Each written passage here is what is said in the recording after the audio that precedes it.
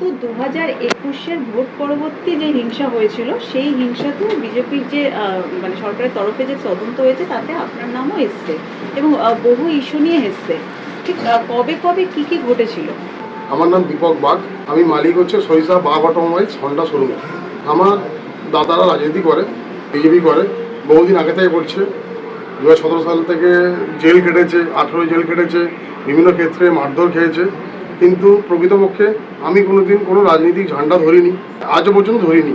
কিন্তু 2021 সালে যেহেতু আমার দাদারা বিজেপি করতো, ওদেরকে না পেয়ে আমার শোরুম শামীম আহমেদের পার্টি অফিসের ঠিক পাশেই বা সরিষা বাগ অটোমোবাইলস একটা মব, আর 3 তারিখ আপনার ভোটের রেজাল্ট আউট হওয়ার পরেই টোটাল ইলেকট্রিক সাপ্লাইয়ের লাইন কাট আউট করে দুই দিকে পুলিশ ভ্যান দাঁড় করিয়ে 500 থেকে 1000 মব আমার শোরুম ভাঙচুর করে সেই শোরুম থেকে 47খানা নতুন বাইক প্লাস আমার শোরুমের সমস্ত কিছু A to Z নিয়ে চলে যায়। শুধু রেখে যায় আমার মায়ের 2খানা ফটো আর বাবার ফটো। আমার শোরুমের যে পিতলের ঠাকুরগুলো ছিল সেই ঠাকুর পর্যন্ত নিয়ে চলে গেছিল। শোরুমের একটা অংশরও ঠিক রাখেনি। শোরুম দেখলে হয়তো ওটা শ্মশান। শোরুমের আমার আগের ফটো, শোরুমের পরের ফটো সমস্ত কিছু আমার কাছে রয়েছে। এরপরে যখন আমার শোরুম ভাঙা হয়ে যায়, আমি টোটাল সবাইকে এসপি থেকে শুরু করে আইসি থেকে শুরু করে সবাইকে ফোন করেছি, কিন্তু কারোর ফোন ওই সময় পাওয়া যায়নি। আমি তার পরের দিন থানায় গিয়েছিলাম, থানায় অফিসার আমার সাথে দেখা করেনি। আমার বউ, আমি, আমার বাচ্চা সবাইকে নিয়ে আমি সকাল 10টায় থানায় গিয়েছিলাম। থানা অফিসার কেউ ছিল না, আমি সকাল থেকে থানায় বসেছিলাম। যখন আইসি আসে, আমার বউ, আমি আইসির পায়ে ধরে বড় জোরে কান্না করি যে আমার এই কেসটা এফআইআর নেওয়া হোক। ওরা বলছে কিচ্ছু করা যাবে না, আপনারা চলে যান, পার্টি অফিসে চলে যান, ওখানে শামীম আহমেদ আছে, ও যদি পারমিশন দেয় তাহলেই কিছু ব্যবস্থা হবে। সেই সময় পুলিশের আধিকারিক কে ছিলেন বা আপনারা যারা? আমি আধিকারিক ছিলাম, আমি একমাত্র মেজবাবুর নামটা জানি, রবীন্দ্রনাথ বলে নাম আছে ওনার, আর আয়ও ছিল পারভেজ মণ্ডল। তো আমি ফের এসে এখানে যে নেতা ছিল শামীম আহমেদ, তার কাছে আসি, আমার বউকে নিয়ে গিয়ে শামীমের পায়ে ধরি, শামীম ধাক্কাধাক্কি মারে, আমরা বেরিয়ে আসি। হ্যাঁ, ফের থানায় যাই, তারপর থেকে থানায় অফিসাররা আসে না। আমি নিয়মিতভাবে সকাল 10টায় যেতাম, সন্ধ্যে 7টায় ফিরতাম, কিন্তু আইসি কোনোভাবে আমার সাথে মিট করতো না। বাধ্য হয়ে আমি বাই পোস্ট আমার কমপ্লেনটা পাঠাই এবং বাই মেল আমি আমার কমপ্লেনটা পাঠাই। পাঠানোর পরে 9 তারিখে আমার যা কমপ্লেন ছিল সেই কমপ্লেনটা লঞ্চ করা হয়নি, কিন্তু ওখানকার একজন অ্যাডভোকেট ছিল থানায়, বড় মানুষ বলে তার নাম, মানুষকে ডেকে সেই তাদের মোতাবেক যাতে লেখা হয় একটা নথি যে এইভাবে হয়েছে, ছোট করে জিনিসটাকে হঠাৎ দেখিয়ে একটা এফআইআর লঞ্চ করা হয়। মানে আপনার এফআইআর আপনি আপনার বয়ানে লিখতে পারেননি, ওনাদের তৈরি করে দেওয়া বয়ানে আপনাকে সই করতে হবে। হ্যাঁ, এবার ওই বয়ানটা লেখার পরে এফআইআরটা লঞ্চ হয়। এফআইআর লঞ্চ হওয়ার পরে বড়বাবু, মেজবাবু এবং আইও 3জন মিলে আমাকে ভেতরে ডাকে, ভিডিও করে। হ্যাঁ, যে বলুন কে কে করেছে। আমাকে বাইরে আগে বলে দেওয়া হয়েছিল যে কিন্তু শামীম, মহিদুল এদের নাম বলা যাবে না, কিন্তু বাইরে বলে ভেতরে ঢুকিয়ে বলেছিল এবার বল, ভিডিও করছে, বলছে কে কে করেছিল বল। আমি তখন আমাকে বলে দেওয়া ছিল আগে থেকে যে বলবে কিন্তু একটা মব করেছিল, কিছু মানুষ করেছিল।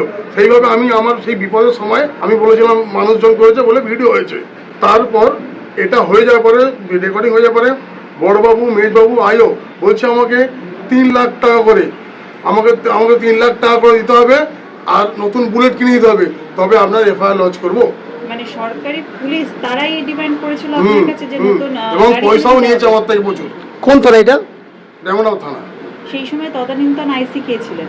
আইসির নাম আমি বলবো, আমার ঠিক এই সময় খেয়াল নেই, কিন্তু আমার মেজবাবুর নাম হচ্ছে রবীন্দ্রনাথ, আর আমার যে ইনভেস্টিগেশন অফিসার ছিল তার নাম হচ্ছে পারভেজ, তার নাম খেয়াল আছে আমার।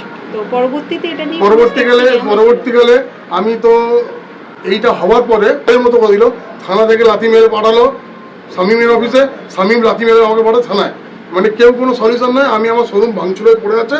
ইভেন আমি যখন একদিন রাত্রেবেলায় কমপ্লেন করার জন্য বারবার যাতায়াত করছি, আমাকে রাত্রেবেলায় ওরা 10-12 জন মিলে টার্গেট করে ড্যামোটাবার থেকে আসছি, আমাকে 3 বার ঠেকিয়ে বলছে তুই কমপ্লেন করতে যাবি না। যখন আমি থানায় গেছিলাম একদিন, মেজবাবু আর বড়বাবু বলছে তুই একটা কাজ কর, যদি পারিস তোর কমপ্লেন লঞ্চ করবো, তুই তোর বড়দাকে আর মেজদাকে গিয়ে রাস্তায় ওপেন মার, বাড়ি থেকে টেনে বের করে নিয়ে আয়। ওরা সাহসটা পেলে কি করে বিজেপি করা এই অবস্থা, মানে এই কথাটা কে বলছে? বড়বাবু মেজবাবু রবীন্দ্রনাথ বলছে তোর দাদাদের ট্রেনে বের করে নিয়ে তবে তোর কমপ্লেন আমি নেবো, নাহলে তুই 1 পয়সা পাবি না। তারপরে আমি জানি আমার পয়সার থেকে আমার শিক্ষা আমার কাছে বড়। আমি সেই বাড়িতে পরিবার থেকে বিলং করি না, সেটা করতে পারিনি, কিন্তু আমি জানি আইনের পথে চলবে। আমি সেই জন্য বাই স্পিড পোস্ট মেল করে আমার এফআইআরটা লঞ্চ করেছিলাম। তারপরে প্রতিনিয়ত যে আয়ো আছে আমার থেকে টাকা নিত। যা গাড়িগুলো এই কেসটা হওয়ার পরে যে গাড়িগুলো থানায় জমা পড়লো, সেই ছবি পর্যন্ত আমি যখন থানায় জমা পড়ে সেই ছবি পর্যন্ত আমি আমার কাছে তুলে রেখেছি, কিন্তু থানা থেকে থানার অফিসাররা সেই গাড়িগুলো বিক্রি করে দিত, আমাকে হ্যান্ড ওভার করেনি। কিন্তু আপনি গাড়িগুলোকে চিনতে পেরেছেন? আমি চিনতে পেরেছি এবং ছবি তুলে রেখেছিলাম। আচ্ছা, গাড়িগুলো কি লোকালে বিক্রি করেছেন না বাইরে বিক্রি করেছেন? না, কাকে বিক্রি করে চাই না, কিন্তু যে গাড়িগুলো আমার গাড়ি আমি ট্যাক্সি নাম্বার দিয়ে ফটো তুলে নিয়ে চলে এসেছিলাম, সেই গাড়ি থানায় যখন জমা পড়েছে আমি ট্যাক্সি নাম্বার ধরে মিলিয়ে এনেছিলাম। ফটোটা কি আপনার কাছে আছে? আছে, এটা আমার শোরুমের পূর্ববর্তী, মানে যখন দেখি সামনে করুন ভালো করে। গাড়িগুলো ছিল যে সময় তার আগের দিনের ছবি, এটা থানার ছবি। এই গাড়িগুলো থানাতে চাল গাড়িতে ছিল, মানে চালতি করে ঘেরা ছিল। এই গাড়িগুলো কি পরবর্তীকালে আপনি আর থানায় দেখতে পেয়েছিলেন? না, আমি সূত্র মারফত খবর পেয়েছি। এই গাড়িগুলো যদি আমি পাইনি, আমি জানলাম যে এই গাড়িগুলো কি হয়েছে। এই গাড়িগুলো থানা থেকে ডিল করে মেহবুবা রহমান গায়েন তখন তৎকালীন দায়িত্বে ছিলেন, এবং তার সাথে যারা সাকসেস ছিল এরা তখন তৎকালীন গাড়িগুলো থানা থেকে ডিল করে বিক্রি করেছিল। মানে আপনি কোনো গাড়ি ফেরত পাননি? আমি গাড়ি ফেরত পেয়েছি। আমার যতগুলো গাড়ি চুরি গেছিল তার মধ্যে কিছু অংশ গাড়ি আমি বাই কোর্ট পেয়েছিলাম, যাদের কারো ইঞ্জিন ছিল না, কারোর কি চ্যাসিস ছিল না। যে অবস্থা আমি পেয়েছি মানে সেটা বলার নয়। কত টাকার মোটামুটি গাড়ি নিয়ে গেছে? আমার টোটাল 47খানা গাড়ি চুরি হয়েছে, পুরনো নতুন মিলিয়ে, এবং টোটাল একটা শোরুমের যা অ্যাসেট হয়, টোটাল অ্যাসেট চুরি হয়েছে। ওই 6 মাস 8 মাস শোরুম খুলতে পারেনি, ওই অবস্থায় অমত অবস্থায় শোরুম ভাঙা অবস্থায় মেন রোডে পড়েছিল। তো সরকার থেকে, আমাদের কেন্দ্র সরকার থেকে সেই সময় যারা ভোট পরবর্তী হিংসায় যারা ভিকটিম, আমার নাম ছিল, আমার শোরুমে এসেছিল, এসে তারা বাইট নিয়ে গেছে। শোরুমের ফটো কেন্দ্র নেতৃত্বের কাছে রয়েছে, তারা দেখলেই, তাদের আর্কাইভ খুলে দেখলেই বুঝতে পারবে যে আমার শোরুমের টোটাল ফটো তাদের কাছে রয়েছে। এটা শামীম আহমেদের কিছু লোকজন ছিল, তাদের নাম, একজনের নাম পাঁচু, আর যারা নাম ছিল নামগুলো আমি ঠিক জানি, একজনের নাম রাজা।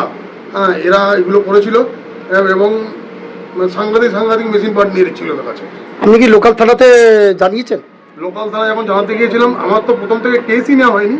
আর এই লোকাল থানায় যখন জানাতে গেছি, বলছে যে এখানে থেকে তৃণমূলের রাজত্ব থেকে তোমরা বিজেপি কথা ভাবলে কি করে? সরকার পাল্টেছে, সরকার পাল্টালে কি হয়, মানুষ পাল্টায়নি। তো হিংসায় যে শোরুমে যে ভাঙচুর হয়, সেটা কি আপনি তার পরবর্তী সময় সেখানে গেছিলেন, মানে দেখেছিলেন? হ্যাঁ, আমি সকালে আমার দাদার থেকে, আমার মালিকের থেকে খবর পাই যে শোরুমে এরকম হয়েছে, বা আরও অনেকেই আমাকে ফোন করে জানিয়েছে, রাত্রেবেলায় জানিয়েছে। যখন হয় এটা সন্ধ্যাবেলা হয়েছিল 9টা নাগাদ, তো পরে থেকে জানতে পেরেছিলাম। তো সকালে যখন আমি আসি, তো দাদার বাড়িতে গেলাম, গিয়ে দেখলাম পুরো শোরুমের সাথে শোরুমে দেখার কোনো, মানে সে কি বলবো, মানে সে দেখা যাওয়ার, সে দেখার মতো জিনিস ছিল না, যেহেতু ওটা আমাদের পেটের ভাতের জায়গা, ঠিক আছে। তো পুরো ভেঙে কিছু ছিল না, কোনো গাড়ি ছিল না, সামনের স্যাটার ব্যাটা পুরো তোলা, পুরো ভেঙে কেটে তুলে নিয়েছিল, কাঁচ পুরো ভাঙা ছিল, কিছুই ছিল না। তো এসে ঘুরে দেখে দাদা বাড়িতে গেলাম। বাড়িতে যাওয়ার পরে কেন্দ্রীয় থেকে কিছু লোক এসেছিল, তো ওনারা দাদাকে ডেকেছিলেন। তো ওনারা বললো যে তোমার ভয়েতে বেরোতে পারেনি। তো আমি এসেছিলাম, এসে আমাকে জিজ্ঞাসা করেছিল যে কি হয়েছিল, কারা করেছিল, কিছু জানেন? তো আমি তো ছিলাম না, দেখিনি কাউকে, কি করে জানবো কি হয়েছিল। আমার নাম সৌমিত্র হালদার, আমার বাড়ি হচ্ছে রত্নেশ্বরপুর, ডায়মন্ড রত্নেশ্বরপুর। আপনি কোন দোকানে কাজ করেন? আমি বাঘ অর্গানাইজেশনের ম্যানেজার। আপনার মালিকের নাম কি? দীপক বাঘ।